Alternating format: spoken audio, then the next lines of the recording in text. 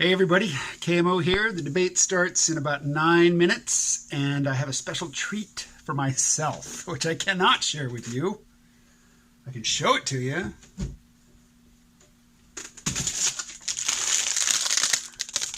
Yes, high fructose corn syrup, some sort of thickening agent, and some red dye. Why this stuff is so expensive, it boggles the mind, but it's a weakness, it's a vice. I usually only ever get it at the movies, but tonight is a special occasion. Now this is my little buddy that sits below the phone, right there. And the plan is just to shoot a little segment every time they go to break. And at the end, I'll string them all together, upload it tonight, and then tomorrow do something more elaborate. But go Yang! All right, I have 759.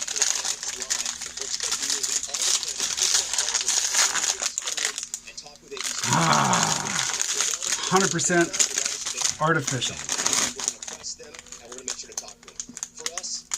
All right, I think it's time.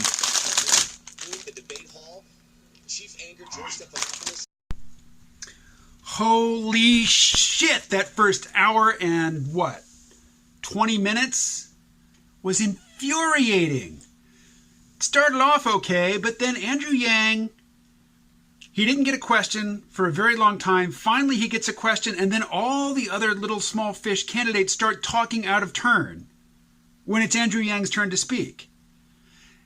And then, finally he does get a chance to speak, and he speaks for a few seconds, and he pauses to take a breath, and the moderator starts to ask the next question to another candidate. And then he stands there. Yang gets to stand there for an hour, and Amy Klobuchar, who is not polling anywhere near what Andrew Yang is, she gets question after question after question. But then the worst of it is, anybody who gets criticized gets to respond. So all the people who are already senators or, former vice presidents just attack one another, and every time one of them attacks another one, that other one gets to respond. So, you just lock out anybody who isn't already in office from speaking. So eventually I just got bored. I stopped listening. I just went over to Twitter and I started saying, hey, ABC, politics, what the fuck? Let Yang speak. But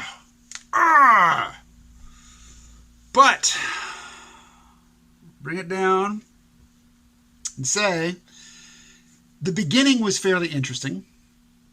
Did you notice Joe Biden seemed pretty together, pretty smooth, pretty composed for the first few minutes, and then as soon as he started to get emotional, had the pen in hand, pointing, shaking his finger. As soon as he gets into that scolding, hortatory mode, he loses it, totally loses all focus. He called Bernie Sanders the president.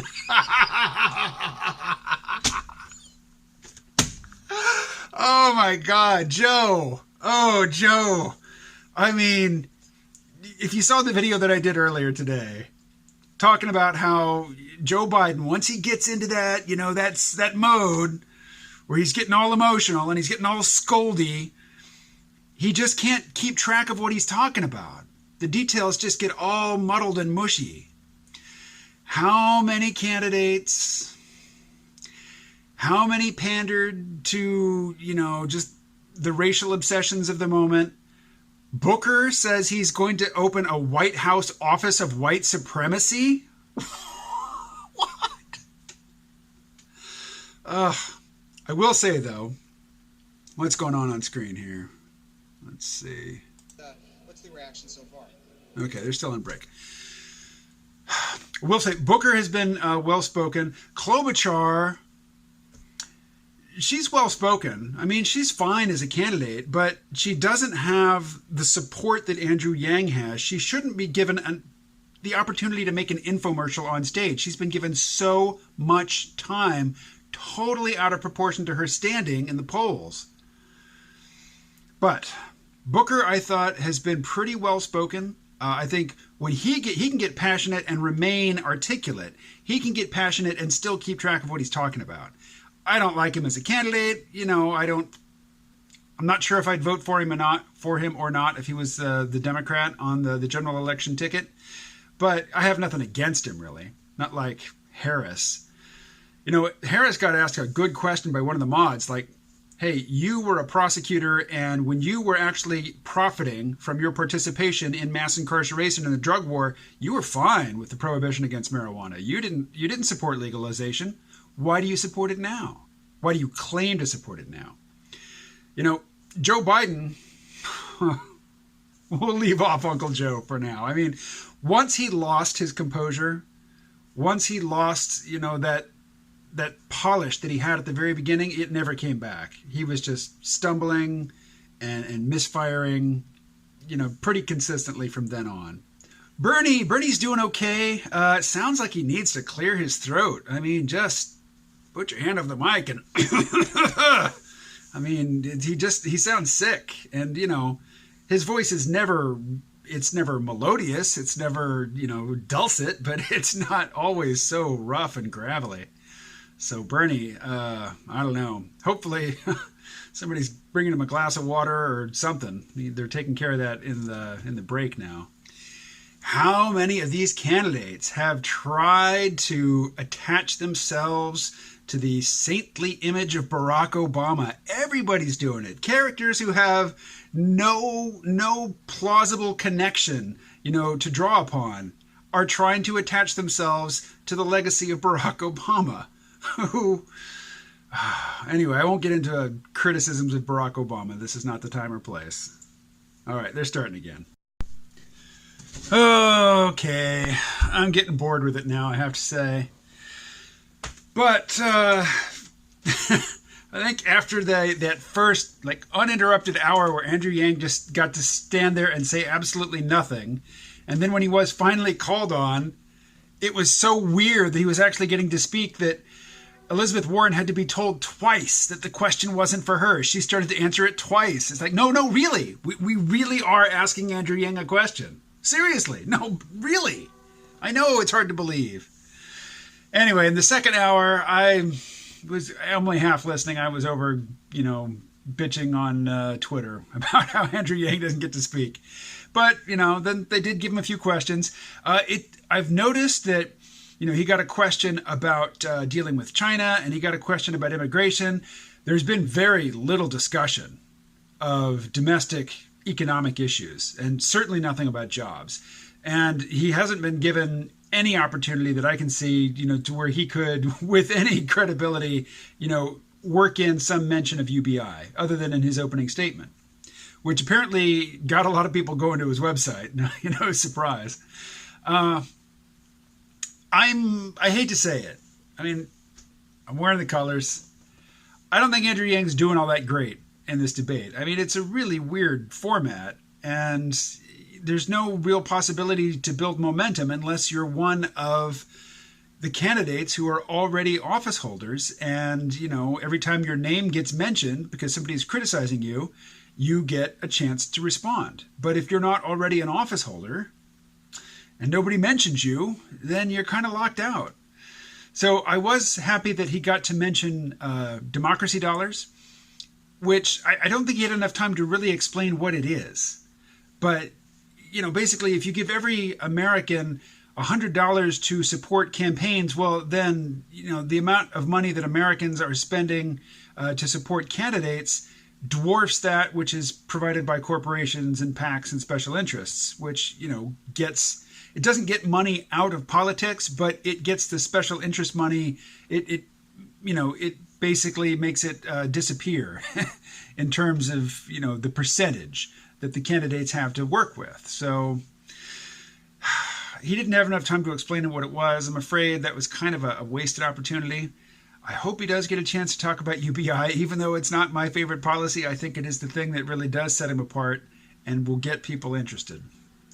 On the other candidates, Cory Booker, I got to give props to Cory Booker. He mentioned, look, we've been talking about what we're doing with our military and our troops overseas, but nobody has mentioned, you know, how we treat them once they're back in this country. And they really do need to be treated better. And amen to that, they do. Booker also had another really good line. Somebody asked him a question, and he started to answer it, and then he says, The answer was no. And then he says, let me translate that into Spanish. No. So many people were trying to muscle in on that Obama nostalgia, and Harris took the cake. She said, yes, we can. And I noticed on Twitter, she said, yes, we can. And Joe said something to the effect of, we have to respect the Constitution. And he got raked over the coals on Twitter, for not agreeing to yes, we can, to not falling in line at the mention of his former boss's catchphrase. It's like, Joe is not doing well in this debate. This has been a bad night for Joe Biden. I'll be not interested enough to actually keep paying attention to ABC when this thing is over and go to their spin room or whatever. But I'll be interested to hear what the pundits on NPR tomorrow morning have to say about Joe Biden's performance, because I don't see a way to spin it as anything positive unless you only look at, his first exchanges. Like the first 10 minutes of the debate, he was doing pretty well. But he's been continuously flustered and unable to get a thought out since then. What was he talking about?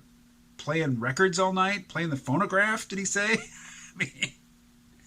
Are you sure you don't mean a wax cylinder there, Joe? Anyway, he could be our next president.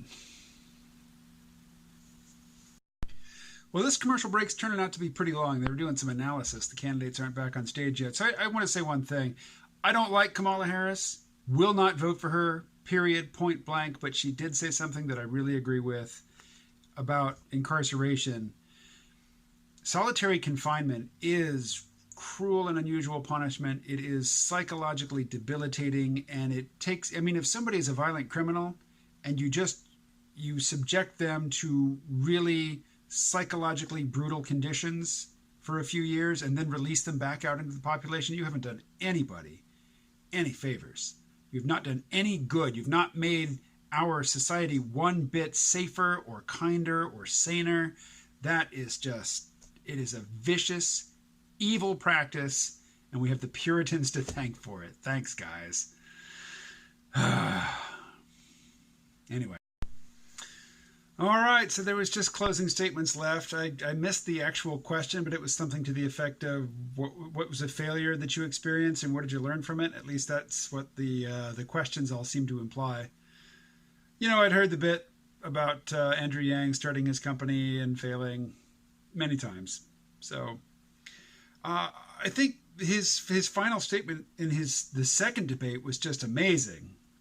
And both with his opening statement and his closing statement in this one, it seemed like he didn't have a strong concluding statement. Like there was a sentence missing at the end. So, it's great that he got to talk as much as he did.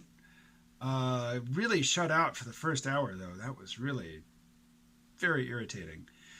Kind of took the wind out of my sails. I ended with very little enthusiasm for this whole process.